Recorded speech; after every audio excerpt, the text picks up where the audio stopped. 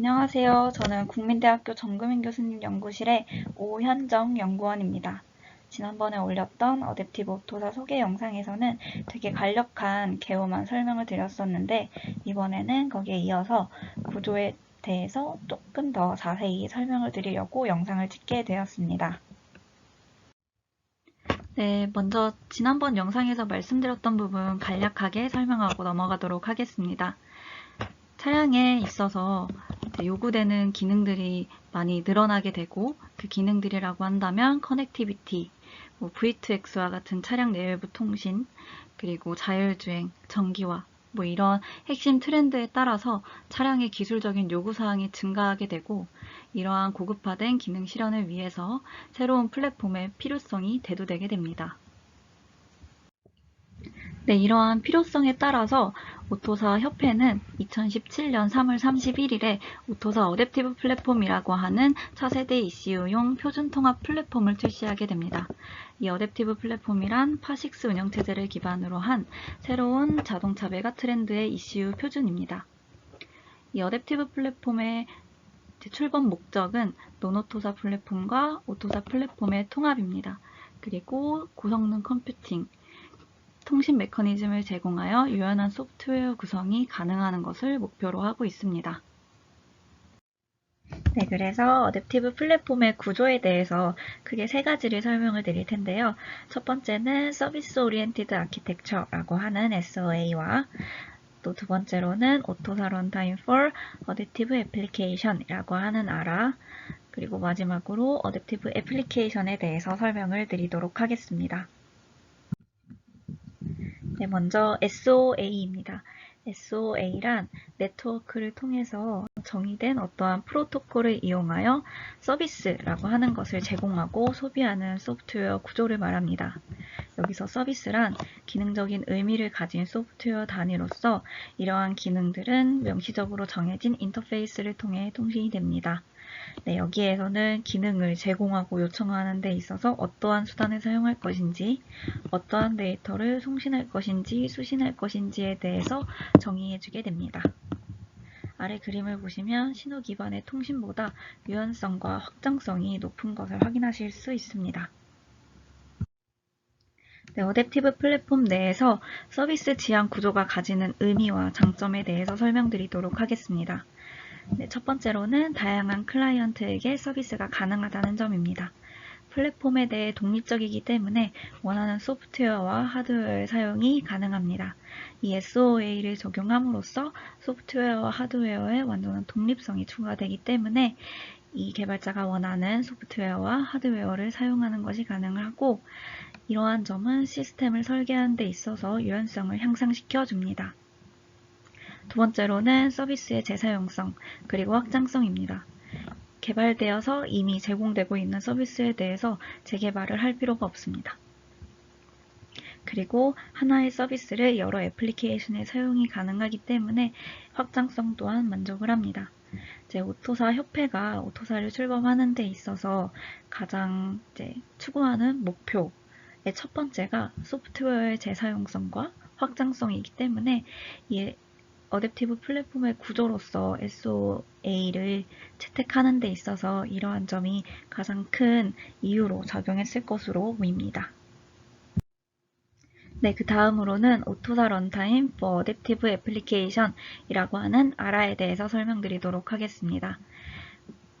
어댑티브 애플리케이션은 이 ARA라고 하는 것을 기반으로 작동하게 되는데 이 ARA라고 하는 것은 펑셔널 클러스터들의 모음을 말합니다. 이 ARA는 어댑티브 플랫폼 파운데이션과 서비스로 구성이 되어 있습니다. 네, 앞에 나왔던 펑셔널 클러스터에 대해서 설명드리도록 하겠습니다. 이 펑셔널 클러스터란 어댑티브 애플리케이션의 실행 파일에 포함되는 라이브러리입니다. 이 펑셔널 클러스터는 이 OS 위에 설치되어 있는 구조는 아니고 파식스 OS API를 사용해서 ARA API를 구현합니다. 이 안에는 API의 구현에 대한 정의만을 포함하고 있기 때문에 클래식 플랫폼의 BSW 스택 구현에 비해서 구현에 대한 자유도가 매우 높은 것을 확인하실 수 있습니다. 네, 다음은 ARA 내에서 서비스 지향의 통신 구조를 지원해주는 미들웨어의 역할을 하는 아라컴이라고 하는 펑셔널 클러스터를 설명드리도록 하겠습니다. 이 아라컴은 서비스 지향 미들웨어로서 실행 시간의 동적 통신 경로를 구축하고 또 진단뿐만 아니라 보안이나 안전의 기능적인 부분을 보완해 줍니다. 이 아라컴은 4가지의 프로토콜을 지원해주게 되는데요. 첫 번째로는 IPC 프로토콜입니다. 인터프로세스 커뮤니케이션 프로토콜인데 이 부분은 이제 벤더에 스페시픽하게 정의가 되게 됩니다. 또한 시그널 베이스 통신 프로토콜도 지원을 하고 이 프로토콜은 게이트웨이용으로 사용이 되게 됩니다. 그 다음으로는 SOMIP 프로토콜.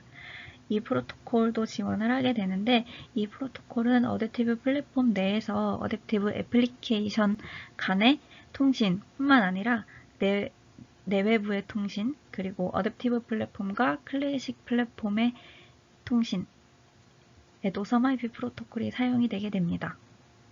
마지막으로 DDS 프로토콜은 이 양산 과정 중에 개발 중 시뮬레이터와 연결하기 위해서 제공하는 프로토콜입니다. 네, 이렇게 아라 내에 이 아라컴이라고 하는 펑셔널 클러스터를 통해서 서비스 지향 통신 구조를 만족하는 것을 확인하실 수 있습니다. 네, 그 다음으로는 어댑티브 애플리케이션입니다. 어댑티브 애플리케이션 하나가 하나 또는 하나 이상의 실행 파일을 의미하게 되고 실행 파일과 컨피그레이션 파일들이 각 애플리케이션을 정의해주는 형태로 존재하게 됩니다. 이 어댑티브 애플리케이션은 애플리케이션 레벨과 플랫폼 레벨로 분류되게 됩니다. 네, 앞서서 말했듯이 어댑티브 애플리케이션은 반드시 애플리케이션 레벨 또는 플랫폼 레벨로 구분이 되어야 합니다. 먼저 애플리케이션 레벨은 파식스 OS에서 반드시 동작을 해야 합니다. 그리고 어떠한 이슈에서도 동작하도록 설계를 해야 합니다. 그리고 여기 애플리케이션 레벨은 구현하는 데 있어서 OS의 API를 전부 사용하지는 못하고 PSE 51 제약이 존재하게 되고 그 다음으로 플랫폼 레벨 애플리케이션은 특정한 이슈에서만 동작하도록 설계되어야 합니다. 그리고 PSE 51 제약 없이 파식스 OS의 API를 전부 사용할 수 있고 이 특정한 이슈에서만 동작하기 때문에 OEM과 티어 1이 개발해서 제공하는 애플리케이션입니다. 네, 앞서서 말했던 그런 피처들 때문에 이 개발 방법론이 변화하게 되었는데요. 먼저 클래식 오토사 개발 방법론은 탑다운 어프로치라고 해서 OEM이 애플리케이션을 개발합니다. ASW 디자인은 OEM이 맡아서 했었는데 이제 어댑티브 오토사가 도입이 되면서 OEM과 티어 1이 이제 이슈에 스페시픽한 플랫폼 레벨 애플리케이션을 개발하게 되는 이런 방식으로 개발 방법론이 변화하였습니다. 네, 그 다음으로는 클래식 플랫폼과 어댑티브 플랫폼 이 두 플랫폼 간의 특징을 비교한 표입니다. 먼저 몇 가지만 살펴보도록 하겠습니다. 클래식 오토사는 시그널 베이스드 커뮤니케이션 이렇게 신호 기반의 통신을 지원을 하고 어댑티브 오토사는 서비스 지향 통신 구조를 지원한다는 것을 확인해 보실 수 있습니다. 그리고 클래식 오토사는 오토사 OS를 사용하고 어댑티브 오토사는 리눅스를 포함한 파식스 기반의 OS를 사용을 합니다. 이러한 점 때문에 다양한 오픈소스를 사용하는 것이 가능하고 또한 이제 개발 언어는 클래식은 미즈라시 표준을 준수하는 C 언어를 사용하고 어댑티브 오토사는 C++ 프로그래밍 언어를 사용한다는 것을 확인해 보실 수 있습니다. 그리고 여기에 앱 업데이트가 클래식 오토사는 미지원, 어댑티브 오토사는 업데이트 지원 이렇게 작성을 하였는데 이 부분에 대해서는 다음 장에 조금 더 설명드리도록 하겠습니다. 이제 클래식 플랫폼의 소프트웨어 컴포넌트는 이제 BSW 레이어, RT 레이어 이렇게 스택 구조로 형성이 되어 있어서 이 소프트웨어 컴포넌트를 수정할 때에는 전체 실행 파일을 다시 빌드해야 합니다. 네, 그래서 앞선 표에서 말했던 것처럼 애플리케이션의 단일 업데이트는 지원하지 않고 이제 펌웨어 업데이트라고 포타라는 것을 지원을 하게 됩니다.